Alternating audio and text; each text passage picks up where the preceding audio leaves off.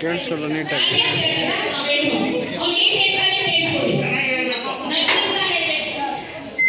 ಹಾಂ, ಹೀರೋ ಬಂದ ಕ್ಯಾಮ್ರಾಮ್ಯಾನ್.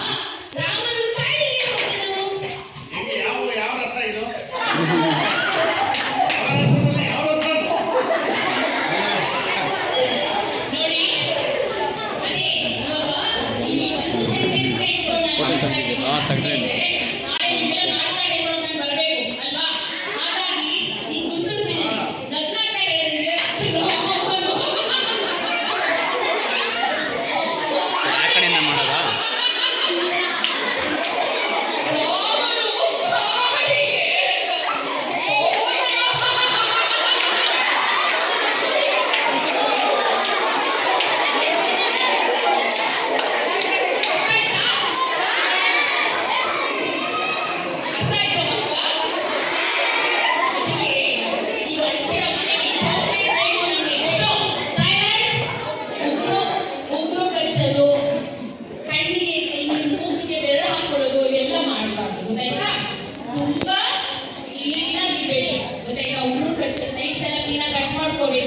ಅದನ್ನ ಕಚ್ಚಿದ್ರೆ ಒಳಗಡೆ ಎಲ್ಲ ಹೋಗುತ್ತೆ. ಮುಖದಲ್ಲಿ ಎಷ್ಟೊಂದು ಹೊಳೆ ಇರುತ್ತಲ್ಲ ಅದೆಲ್ಲ ಒಳಗಡೆ ಹೋಗುತ್ತೆ. ಸ್ವಚ್ಛತೆ ತುಂಬಾ ಇಂಪಾರ್ಟೆಂಟ್. ದಿನ ಸ್ನಾನ ಮಾಡಬೇಕು, ಆಯ್ತಾ? ದೇವರಿಗೆ ದಿನಾ ನಮಸ್ಕಾರ ಮಾಡಬೇಕು. ಕೇಳಿಸ್ಕೊಳ್ಳಿ, ಅರ್ಥ ಆಯ್ತಾ? ಈಗ ಇದೊಂದು ಸೆಂಟೆನ್ಸ್ ಅಲ್ಲಿ ನಿಮಗೆ ಹೇಳ್ಕೊಟ್ಟೆ. ಇನ್ನೊಂದು ಪೊಯಟ್ ಹೇಳ್ಕೊಟ್ಟು ನನ್ನ ಮಾತನ್ನ ಮುಗಿಸ್ತೀನಿ. ಯಾಕಂದ್ರೆ ನಾನು ಮಾತಾಡಿದ್ರೆ ದೊಡ್ಡ ದೊಡ್ಡ ಪದಗಳು ಬರುತ್ತೆ. ಇವಾಗ ಸಂಕೀರ್ಣ ಅಂದ್ರೆ ರಂಗ ಶಿಕ್ಷಣ ಅನ್ನೋದು ನಾಟಕಗಳು, ನಾಟಕ ರಂಗಭೂಮಿ ಅನ್ನೋದು ಜೀವಂತ ಕಲೆ. ಅಂದ್ರೆ ಡೈಲಾಗ್ ಈಗ ಫಿಲಮ್ ಅಲ್ಲಿ ಏನ್ ಮಾಡ್ತಾರೆ, ಎಲ್ಲಾನು ಕಟ್ ಮಾಡ್ಬಿಡ್ತಾರೆ. ಆದ್ರೆ ನಾಟಕದಲ್ಲಿ ಹಾಗಲ್ಲ. ಈಗ ನಾನು ಏನ್ ಮಾಡಿದೆ, ರಾಮನು ಕಾಡಿಗೆ ಹೋದನು ಅಂತ ಡೈರೆಕ್ಟ್ ಹೇಳ್ದಾಗ ಯಾವ ರೀತಿ ಹೇಳ್ಬೇಕು ಅಂತ ನಾವು ಹೇಳ್ಬೇಕು. ನಾವು ಸುಮ್ಮನೆ ಈಗ ಅವ್ರು ಹೇಳಿದ್ರು ನೋಡಿ, ರಾಮನು ಕಾಡಿಗೆ ಹೋದನು, ಅದಲ್ಲ, ಅದು ಪಾಠ ಓದ್ತೀವಿ. ರಾಮನು ಕಾಡಿಗೆ ಹೋದನು, ಅದೇ ಅಳ್ತಾ ನಗ್ತಾ ನಾವು ಮಾತಾಡಿದಾಗ ನಮ್ಮ ಭಾವನೆಗಳೊಂದಿಗೆ ಆ ರಾಮನ ಪಾತ್ರಕ್ಕೆ ಜೀವ ತುಂಬುತ್ತೀವಿ. ರಾಮ ಅಂದ್ರೆ ನಿಂತ್ಕೊಂಡ ತಕ್ಷಣ ರಾಮನ ಮಾಡಿ ಅಂದ್ರೆ ಕೂತಲೆ ಮಾಡಿ ರಾಮ ಮಾಡಿ ಬಿಲ್ಲನ್ನ ಬಿಡುವಂತದ್ದು ಬಿಡಿ ಎಲ್ಲರೂ ನೋಡಿ. ಸಾಕು ನಿಂತ್ರೆ ರಾಮ, ಹೀಗೆ ನಿಂತ್ರೆ ಕೃಷ್ಣ ಅಲ್ವಾ? ನಾವು ಯಾಕೆ ಆ ರೀತಿ ಮಾಡ್ತೀವಿ? ಅಲ್ಲಿ ಅಭಿನಯನ ಮಾಡ್ತೀವಿ, ರಾಮನ ತೋರಿಸ್ತೀವಿ, ಹಾಗೆ ಕೃಷ್ಣನ ತೋರಿಸ್ತೀವಿ. ಯಾರಿದು? ಯಾರು ಮಕ್ಕಳದು?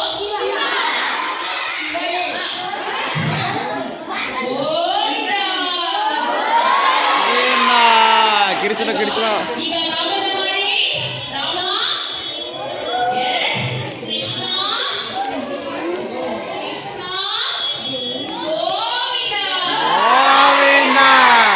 ರಾಮ, ಕೃಷ್ಣ, ಗೋವಿಂದ. ನೋಡಿದ್ರಾ? ಗೋವಿಂದ ಅಂತ ಗೋವಿಂದನೇ ತೋರಿಸ್ತೀವಿ. ಗೋವಿಂದ ಅಂದ್ರೆ ರಾಮನೇ ತೋರಿಸ್ತೀವಿ, ಕೃಷ್ಣ ಅಂದ್ರೆ ಕೃಷ್ಣನೇ ತೋರಿಸ್ತೀವಿ. ಈ ರೀತಿ ಪುಟ್ಟ ಅಭಿನಯವನ್ನು ನಾವು ಮಾಡ್ತಾ ಹೋದ್ರೆ ದೊಡ್ಡ ಡಾಕ್ಟರ್ ರಾಜ್ಕುಮಾರ್ ಗೊತ್ತೇ ಅಲ್ವಾ? ಅವರು ಸಹ ರಂಗಭೂಮಿ ನಾಟಕಗಳನ್ನ ಮಾಡ್ತಾ ಆಮೇಲೆ ಪಿಕ್ಚರ್ ಫಿಲಂಗಳನ್ನ ಮಾಡಿದ್ರು ಅಲ್ವಾ? ಅಂತಂತ ದೊಡ್ಡ ಕಲಾವಿದರುಗಳನ್ನ ನಾವು ನೋಡ್ತೀವಿ. ಹಾಗೆ ಇವತ್ತು ನಾವು ನಿಮ್ಮ ಶಾಲೆಗೆ ಬಂದ ಉದ್ದೇಶನೇ ಅಷ್ಟು.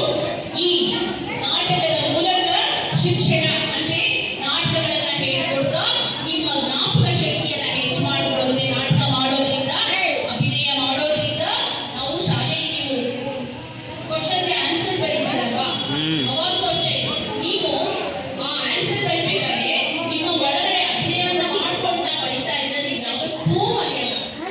ಅರ್ಥ ಆಯ್ತಾ? ಹಾಗಾಗಿ ಈಗ ಸಾಲು ಮರದ ತಿಮ್ಮಕ್ಕ ಯಾರು ಅಂದ್ರೆ ಯಾರು ಹೇಳ್ತೀರಾ? ಸಾಲು ಮರದ ತಿಮ್ಮಕ್ಕ ಗಿಡಮರಗಳ ಪಂಡಿತ್. ವೃಕ್ಷಮಾತೆ ಸಾಲು ಮರದ ತಿಮ್ಮಕ್ಕ. ತಿಮ್ಮಕ್ಕ ಯಾವ ತರನು ಯಾವ ಶಾಲೆಗೂ ಹೋಗ್ಲಿಲ್ಲ, ಬರೀಲಿಲ್ಲ. ಆದ್ರೆ ತಿಮ್ಮಕ್ಕ ಏನ್ ಮಾಡಿದ್ರು? ಮರ ನೆಡ್ಸಿದ್ರು, ಪರಿಸರವನ್ನ ಉಳಿಸಿದ್ರು ಅಲ್ವಾ? ಅವ್ರು ಏನು ಓದಿಲ್ಲ, ಆದ್ರೆ ಭಗವಂತ ಅವ್ರ ಒಳಗಡೆ ಆ ಒಂದು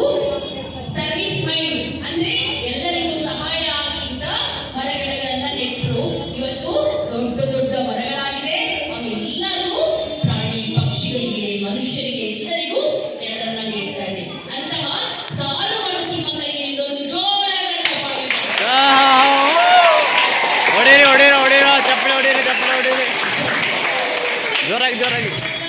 ಈಗ ಲಾಸ್ಟ್ ಒಂದೇ ಒಂದು ನಿಮಗೆ ಆ ಅಭಿನಯವನ್ನ ಪ್ರಾಣಿಗಳ ಕೂಗನ್ನ ಹೇಳ್ಕೊಡ್ತೀನಿ. ಯಾವ ರೀತಿ ಪ್ರಾಣಿಗಳ ಕೂಗಂತೆ ಮನೆಯಲ್ಲಿ ಬೆಕ್ಕಿರುತ್ತೆ, ನಾಯಿ ಇರುತ್ತೆ, ಕೋಳಿ ಇರುತ್ತೆ, ಆಯ್ತಾ? ನಾಯಿ ಇರುತ್ತೆ, ಕೋಳಿ ಇರುತ್ತೆ, ಬೆಕ್ಕಿರುತ್ತೆ, ಕುರಿ ಇರುತ್ತೆ, ಹಸು ಇರುತ್ತೆ. ಇವಾಗ ನೋಡಿ ಹಸು ಬಂದು ಗಲಾಟೆ ಮಾಡ್ತಾರೆ. ಅದು ಯಾವ್ಯಾವ ರೀತಿ ಕೂಗಂತೆ ಅಂತ ಹೇಳ್ಕೊಡ್ತೀನಿ. ನಾನು ಏನಂತಾನೆ ಹೇಳ್ಬೇಕು. ಏಯ್ ಮುಚ್ಚಲ್ಲಿ ಫಸ್ಟ್ ಪ್ರೈಸ್ ಅಂತ ಹೇಳಿ ತಿರ್ಗಡೆ. ಕಾಗಿ ನನ್ನತ್ತೆ ಅಂದ್ರೆ ನೀವೇನ್ಬೇಕು? ನಾನು ಹೇಳ್ಕೊಟ್ರೆ ಅದೇ ತರ ಹೇಳ್ಬೇಕು. ಆಯ್ತಾ? ನಾನು ಹೇಳ್ಕೊಟ್ಟಾರೆ ಹೇಳ್ಬೇಕು. ನಾನು ಕಾಗಿ ನನ್ನತ್ತೆ ಕಾಕ ಕಾಕ ಕಾಕ, ಹಸುಯೇ ನನ್ನತ್ತೆ ಅಂಬ ಅಂಬ ಅಂಬ. ಒಂದೇ ತರ ಹೇಳ್ಬೇಕು. ಹಾ, ಕಾಗೆ ನನ್ನತ್ತೆ, ಹಸು ಏನನ್ನತ್ತೆ,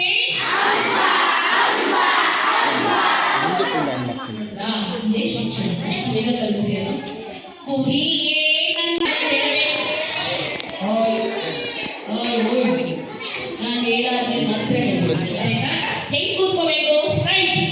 ಬೆನ್ನು ನೇರ. ನೀವೆಲ್ಲ ವಯಸ್ಸಾದವರ ಕೂತ್ಕೋತೀರಲ್ಲ, ಎಲ್ಲರಿಗೂ 70, 80, 90 ವರ್ಷ ವಯಸ್ಸಾಗಿದೆ.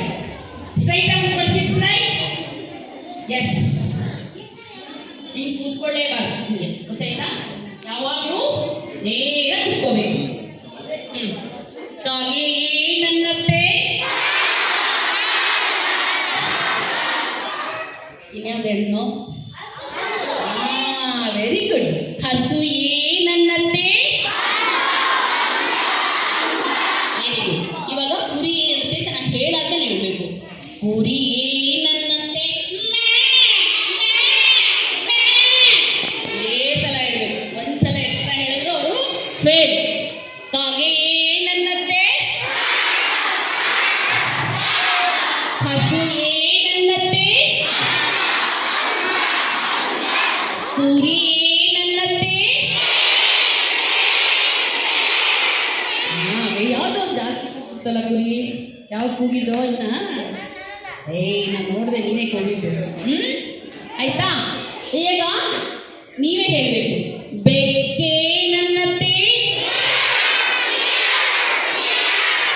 ವೆರಿ ಗುಡ್ ಕಣ್ರು, ವೆರಿ ಗುಡ್. ನಮ್ಗೆ ಅದಕ್ಕೆ ನಮ್ಮ ಗೌರ್ಮೆಂಟ್ ಸ್ಕೂಲ್ ಮಕ್ಕಳು ಅಂದ್ರೆ ಬುದ್ಧಿವಂತರು ಅಂತ ಚೆನ್ನಾಗಿ ಗೊತ್ತು ನನಗೆ, ಅಲ್ವಾ? ವೆರಿ ಗುಡ್ ಮಕ್ಕಳು, ವೆರಿ ಗುಡ್. ನೋಡಿದ್ರ?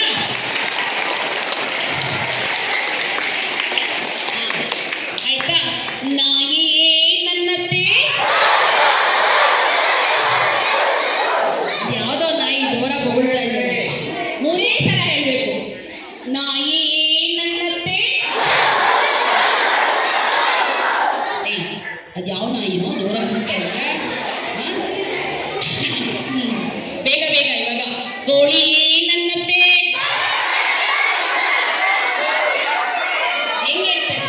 ಕೊಕ್ಕೊ ಕೊಕ್ಕೊ ಕೊಕ್ಕೊ ಅಷ್ಟೇ ಹೇಳ್ಬೇಕು. ಕೋಳಿ ಏನನ್ನತ್ತೆ, ನಾಯಿ ಏನನ್ನತ್ತೆ, ಕುರಿ ಏನನ್ನತ್ತೆ, ಬೆಕ್ಕೆ ಏನನ್ನತ್ತೆ,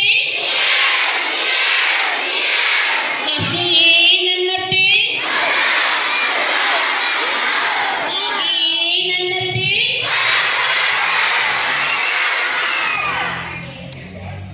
ನೀವೇನಂತೀರಾ?